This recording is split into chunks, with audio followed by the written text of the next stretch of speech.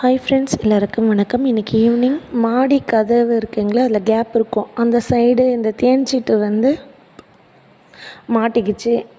உள்ளே அந்த ஜன்னலுக்கா ஃபிக்ஸட் ஜன்னல் இருக்குங்கள, மாடிக்கு ஏறுற வழியில் அந்த இடத்துல மாட்டிக்கிச்சு. இது எப்போவுமே நடக்கிறது தான். எல்லா குருவியும் அப்பப்போ இது மாதிரி தான் இங்கே மாட்டிக்கும். ஒவ்வொரு சமயம் அதுவே வழி தெரிஞ்சு இந்த சைடில் கிளம்பிடும். ஒவ்வொரு சமயம் தெரியாது. இதே போல் தான் நான் பிடிச்சி அவங்கள வெளியே விடுவேன். நம்ம அது மாதிரி பிடிக்காம சரி அதுவே போயிடும்னு நம்ம விட்டோன்னா ஒரு குருவி இறந்தே போயிருக்கு. நானே பார்த்துருக்கேன். அதனால தான் இப்போது குத்தோன்னு ஒரு பக்கம் பயமாகவும் இருந்துச்சு.